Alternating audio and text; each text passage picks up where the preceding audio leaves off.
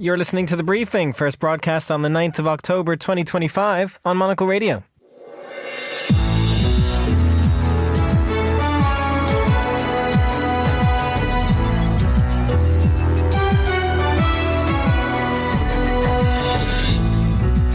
Hello and welcome to The Briefing, broadcasting live from Studio One here at Midori House in London. I'm Chris Chermak. Coming up on today's program. Threatening to jail the mayor and governor of Chicago and Illinois, that's a very large claim. It's a very serious thing. Chicago welcomes National Guard troops from Texas and Donald Trump's threats to jail the city's leading politicians. We'll speak with a reporter on the ground from the Chicago Sun-Times. After that, we do have a roundtable for you looking back on a banner week for fashion in Paris. Major designers unveiling their hopes and dreams for their new employers. We'll look at the mood in Paris right here in the studio. We'll also get the business headlines, and finally, it is Thursday. Fernando Augusto Pacheco, where in the world are we headed? Hello, Chris. Today we're looking at the biggest songs in India right now. Expect devotional songs and roller coaster romances. The global countdown from India. All that right here on The Briefing with me, Chris Chermak.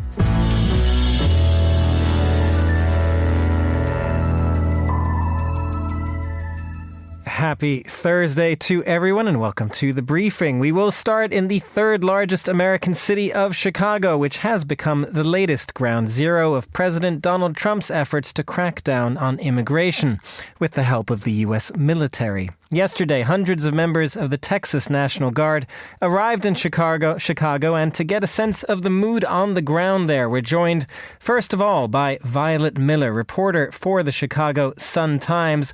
And Violet, before we get to this week, you have been covering the lead-up to all of this in Chicago. Crackdowns on immigration, federal agents arriving at the start of last month already. Tell us about the last few weeks. Yeah, as this all has kind of unfolded, it definitely has felt different. It definitely feels more tense now than it did, a month or two ago, like in late August when we first kind of got a hint that the National Guard might be being deployed. The federal government was kind of thinking of this plan to do so. And obviously over the last 2 months and even beyond that, we've been seeing lots of immigration, federal immigration enforcement with ICE, Border Patrol, coming in, kind of jumping out on folks, masked agents, often armed, grabbing them, taking them away. And so, we've seen more of that, but it seems like an escalation every week now almost where, a month ago, we had a man who was killed by ICE agents during a traffic stop. Just this last weekend, we had a woman who was shot by ICE while following ICE vehicles in, this kind of car caravan we've been seeing pop up to warn folks of when ICE agents are around. And so, now we have, federal troops, Harry, coming in to, in theory, assist these agents in what they're doing. And so, as these escalations have continued, just adding more, kind of armed people to the situation, I don't think the temperature is going to go down anytime soon. Well, and as you say, this has been a consistent escalation, but the Texas National Guard, hundreds of troops have now arrived as part of this escalation. Do you have any sense of what they've been doing, what they are going to be doing going forward? It seems like they're currently just kind of, training, getting in, moving in. So far, our reporters on the ground at the Southwest Suburban military base, it's not in the city proper. They haven't really seen much in terms of activity. So, we're not really sure, what they're doing now, but we do know that per the memos that have come out of the Defense Department, as well as, statements from Donald Trump and other federal officials, that they're being deployed to assist with federal immigration enforcement. And this is similar to what we saw in LA when we saw thousands of Guard troops authorized, as well as active duty Marines, a couple hundred there in June. So, what they're essentially doing is acting as security or I guess guards for these ICE agents, these Border Patrol agents, to carry out what they've been doing, which, is confusing for a couple of reasons, mostly just because ICE and CBP have been able to handle themselves so far. It seems like, protesters have, temporarily blocked cars, but it's never been a situation, at least that I've seen, where, they've actually prevented any of this immigration enforcement from actually going on. So, it just doesn't really make sense when you're seeing it on the ground, the reality of it, as to why they would try and call out federal, troops or military to kind of add to this situation.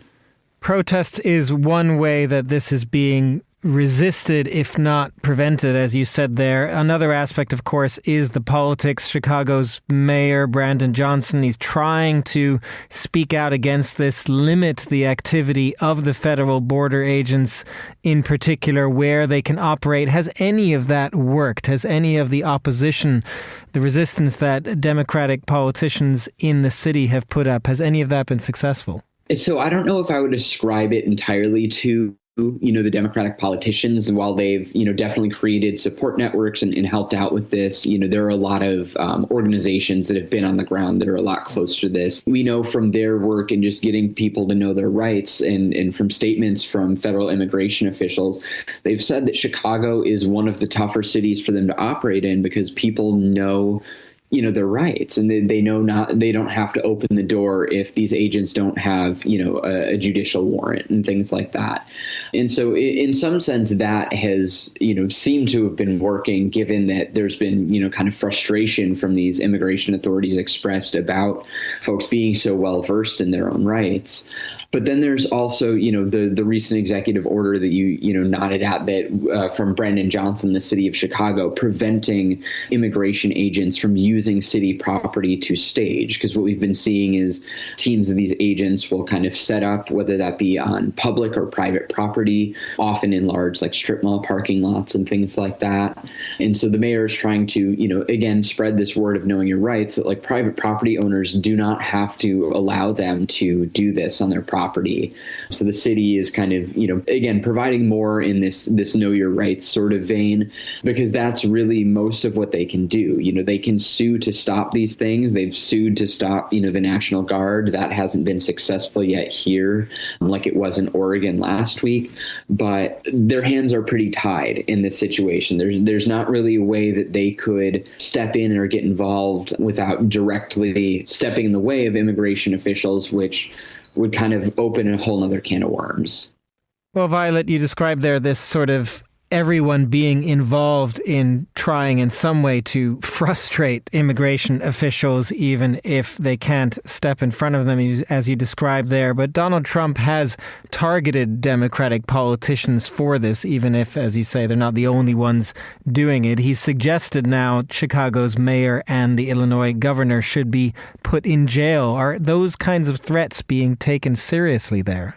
It's kind of tough with this administration because on one hand, you have these wild claims that, kind of fly out every so often. You have news releases that the facts don't line up with the reality, as we've seen multiple times now with the way they've described events in, just different interactions with agents, whether it be, both of the shootings or others. And so, again, on one hand, it has to be that you have to take it seriously because threatening to jail the mayor and governor of Chicago and Illinois, that's a very large claim. It's a very serious thing. But on the other hand, we don't often see these things come to fruition. So it's kind of a tough balance of treating these things in a sense, what they say they will do, they will attempt to do. While also not giving too much credence to things that, just really don't have any legal basis.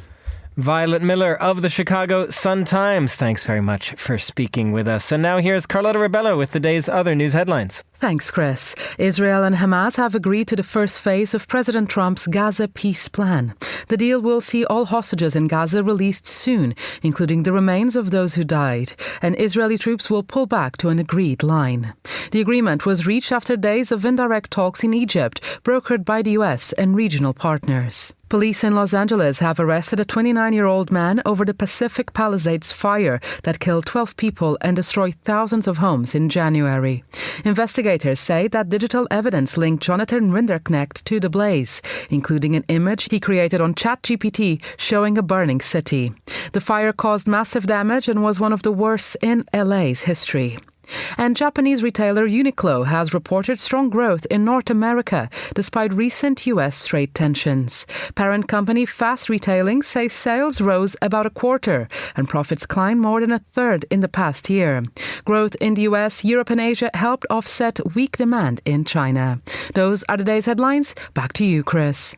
Thanks very much, Carlotta. Now, Paris Fashion Week, sticking with fashion after that last headline, has just wrapped up with multiple debuts, rounding up a busy month of fashion weeks around the world. And though we've covered some of those major debuts and highlights individually, we couldn't resist the opportunity for one more roundup. And I'm joined right here in the studio by Sophie Grove, Confect editor. Sophie, good to have you back here. Lovely to be here. The last time we spoke with you was from a train platform just before you returned from Paris to London. That was, very much the Fashion Express. I mean, half of that Eurostar train were people who'd been in the audience with me on Monday night at the Chanel Mathieu Blasi debut. And so we were packed onto that train. It was quite a cast, it had to be said.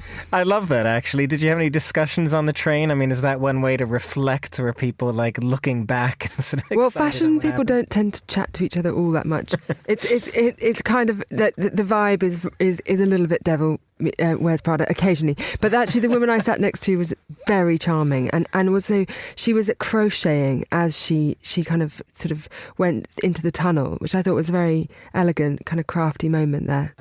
Amazing, crocheting as she went into the tunnel. This is sort of the fashion Eurostar. Yeah, the craft frontier. So what did you make? I mean, we did speak about this on Tuesday just after you had attended the show on Monday. Was that the highlight for you? I mean, there were so many debuts over the last few weeks and also in Paris, but that one really seemed to put a crown on everything, didn't it? I mean, it was such an incredible show, and I think the hype and the kind of expectation, that sense of suspense was so kind of, in a way, kind of driving the momentum towards that very moment on Monday night when we stepped into the Grand Palais, and there's this incredible space kind of themed set on these planets above, like these zeppelins. And then, this wonderful collection from Mathieu Blasi, just a really beautiful poetic reimagining of some of the Chanel codes. And I think what, in a sense, now we've had a few days to kind of digest this, people are starting to think, how is he really going to make his mark on the house? What will the next collections be like? What will his immediate impact be on sales? Because these collections won't go into the stores and for a while yet. But I think it's such a wonderfully huge and beautiful network of artisans, houses, maisons. He brought in the shirt makers Chavray to make these beautiful shirts that were very fresh in the show. But that underneath the umbrella, this sort of like amazing métier d'art umbrella that Chanel has been growing over the past 20 years is just such an incredible network of artisans, and it's just interesting to see what he'll do next and how that will impact who's buying the brand. Will they seduce another generation?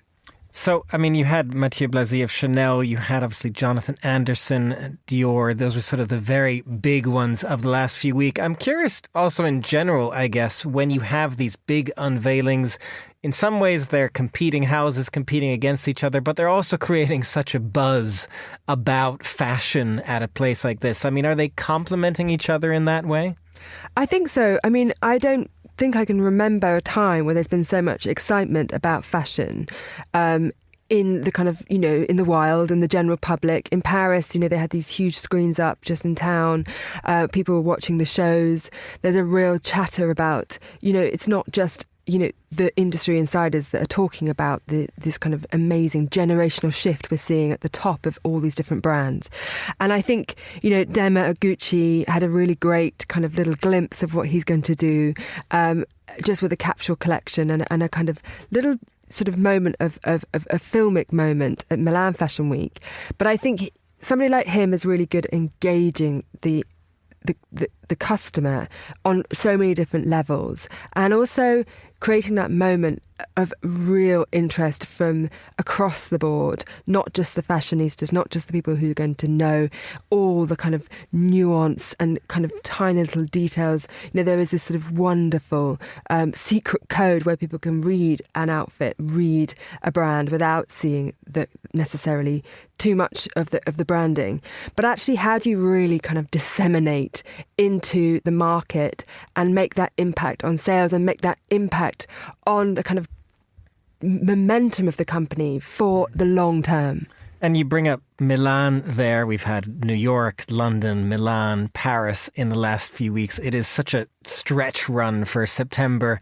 I guess kind of similar question to, say, Anderson, Dior and Chanel. I mean, do all these fashion weeks complement each other? Do they in themselves build excitement, even if they're, again, in some ways competing against each other too? Oh, absolutely. And I think we saw...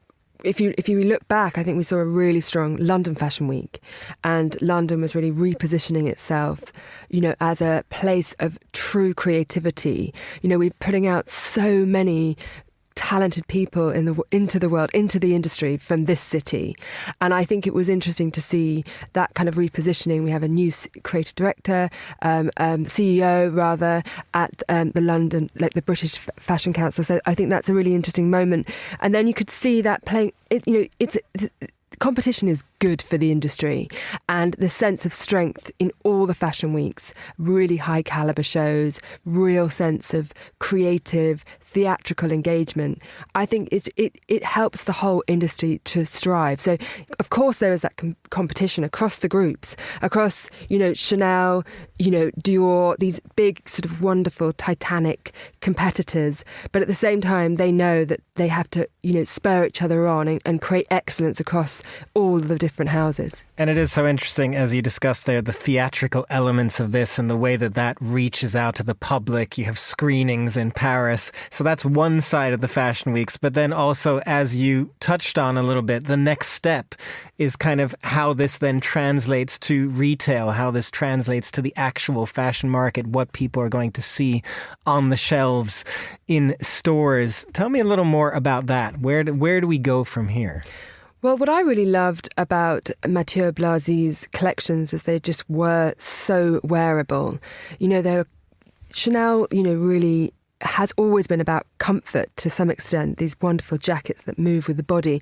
And I think some of his pieces are so sort of covetable. You could see the audience yearning to kind of just snatch them up and put them on. You could integrate them into your life. So I think there is a sense that how are his reimaginings of these classic pieces going to seduce the Chanel customer?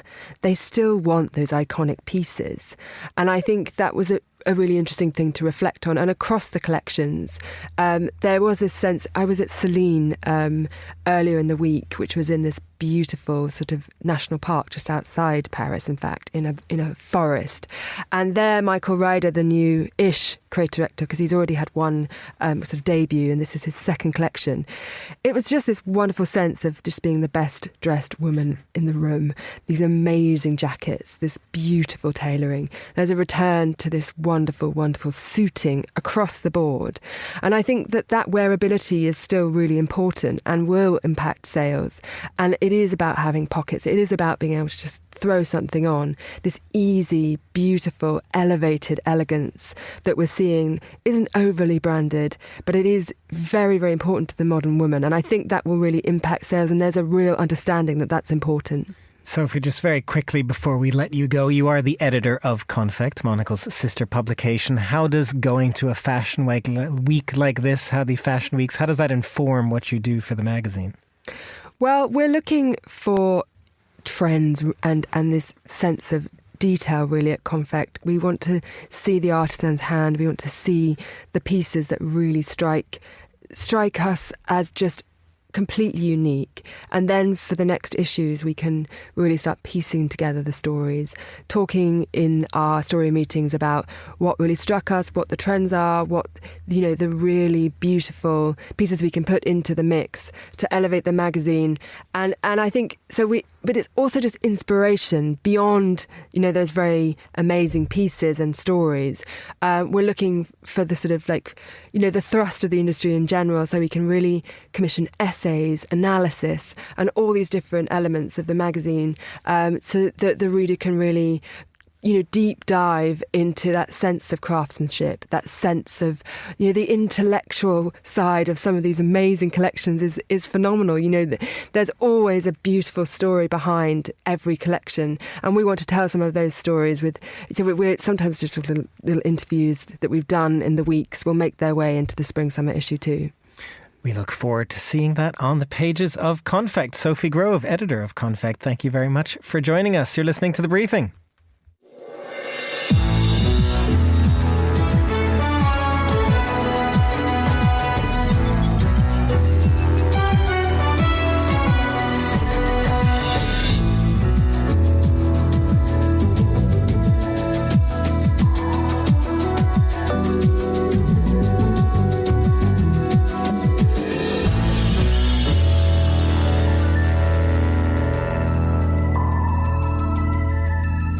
This is The Briefing. It's coming up on 12:21 here in London. Time now for a look at the headlines from the world of business. And for that, I am joined by Bloomberg reporter Ewan Potts. Ewan, always good to have you back on the show. We're going to start with some warnings, voices warning about the rapid rise of AI. We talk about AI a lot, but there are some warnings about the stock prices related to it. Hello, Chris. Yeah, US stocks closed at another record high yesterday, powered by this incredible boom we've seen in AI-related stocks. Just to give you two examples, American chip maker AMD, it is up 44% in just the last 5 sessions. And year-to-date, Micron, another chip maker, is up 142%.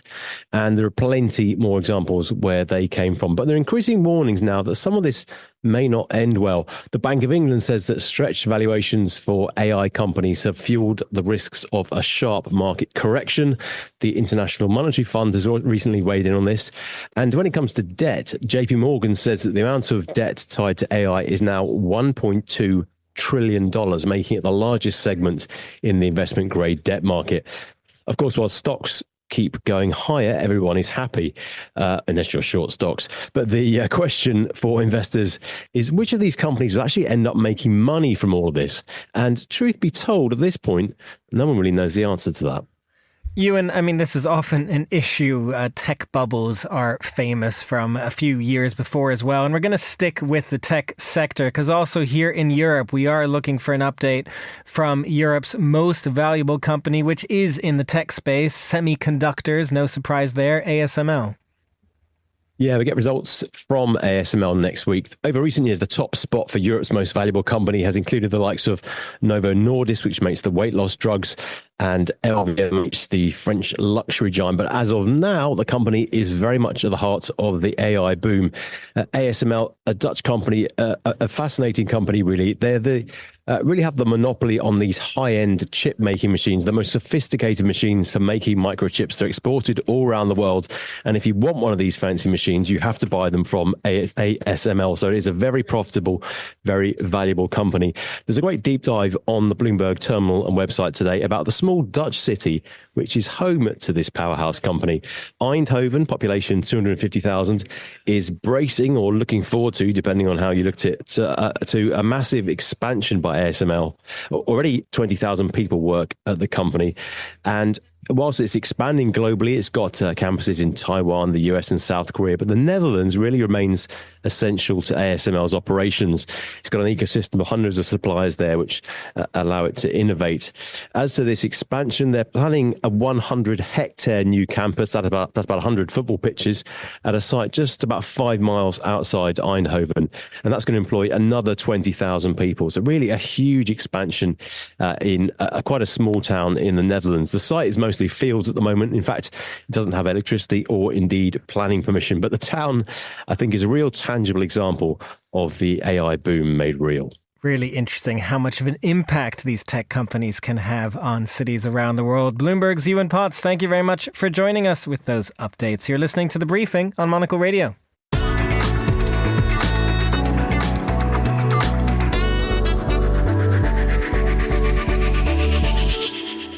I think you all listeners know the drill by now with that jingle. It is time for the Global Countdown. I am joined right here in the studio, as always, by Monocle's senior correspondent, Fernando Augusto Pacheco. Good afternoon, Faye. Good afternoon, Chris. Happy to be here and to be doing India as well. We're always happy to have you, although this is a complex one. There is so much variety in India, more than people probably realize. Not just variety, but they're very unique as well, the way they consume music, because the different types of music that we're going to see in the top 5, you don't really see in charts in other countries as well. There are a few surprises here and there, some more conventional mainstream titles, but it's going to be a roller coaster. It's kind of surprising, no, that a country as big as India maybe doesn't reach out as much as you might expect? Well, they have such a big internal market. Sometimes you don't need to reach out, There's so much to contend within your borders.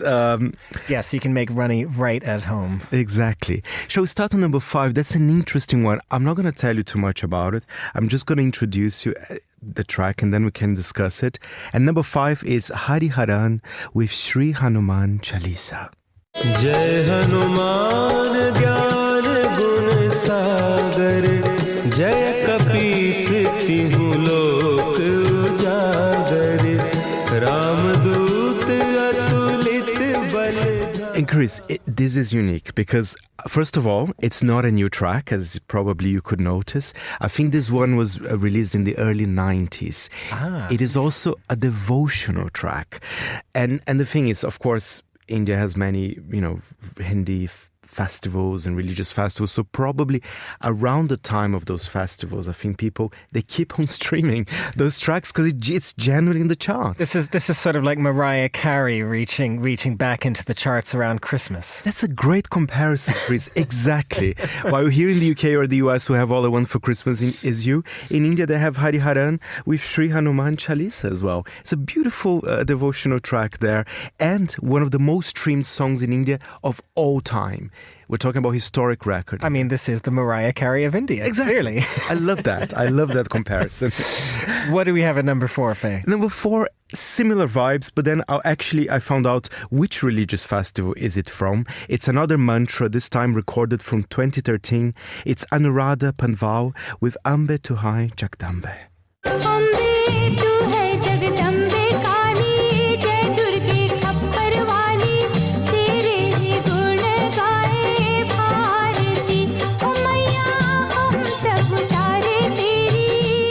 It is so interesting as a comparison, Fernando. It is like if you have a religious festival in India, then it goes back to those songs that people are going to be listening to every year, just like it does happen in Western countries when it's Christmas and you've got, your Nat King Coles and Wham and all this stuff that comes up. Exactly. And this one is for the Divine 9 Days, which is a Hindu festival dedicated to the divine feminine and its 9 forms. And I think it ended a few days ago, but of course the charts, they're relating perhaps to that period. So yeah, I think it's quite interesting. Are we sticking with the religious theme, Faye? No, we're moving somewhere else now for number 3. This is Poppier, and he is a big star. Just so you have an idea, he released a recent album called P-Pop Culture.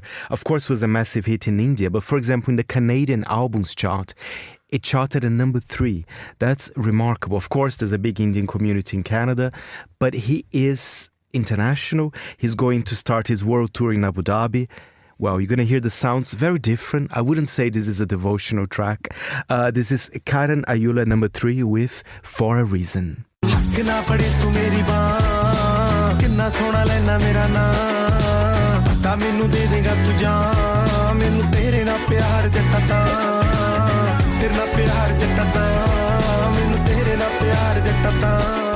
I like it. It's a catchy tune. It's very catchy. P-pop culture, of course, is Punjabi pop culture.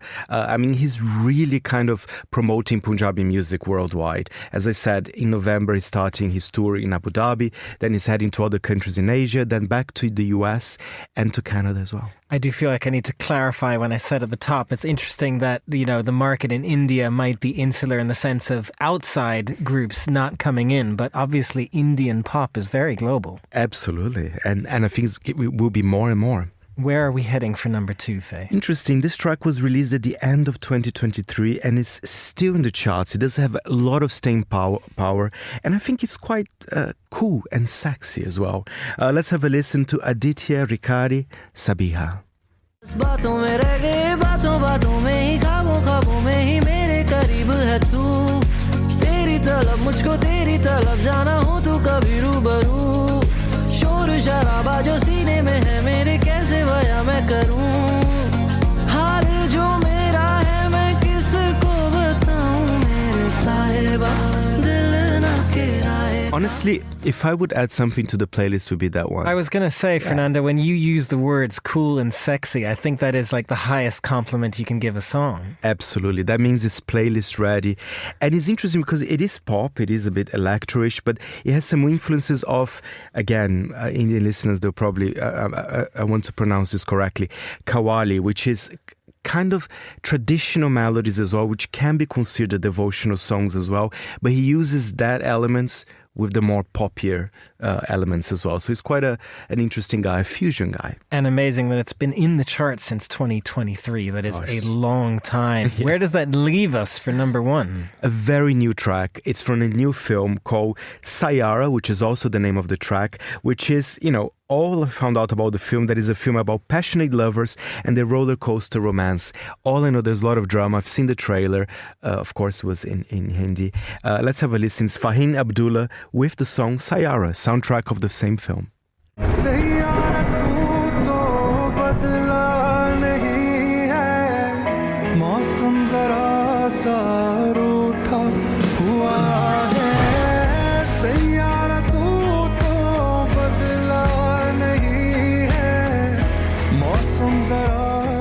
Rocky almost. There is quite a mix in styles, I have to say, in these 5 tracks that we've played from India. Absolutely. And this one was all about love. I sing only for you, Sayara, my love, And related to a film as well, also something we often see happen in other charts around the world. The second highest grossing Hindi film so far this year. Fernando Augusto Pacheco, thank you as always for joining us for the Global Countdown. That's all the time we have for this edition of The Briefing. It was produced by Laura Kramer. Our researcher was Joanna Moser and our studio manager was Elliot Greenfield. The Briefing is back tomorrow at the same time. I'm Chris Chermak. Goodbye and thanks for listening.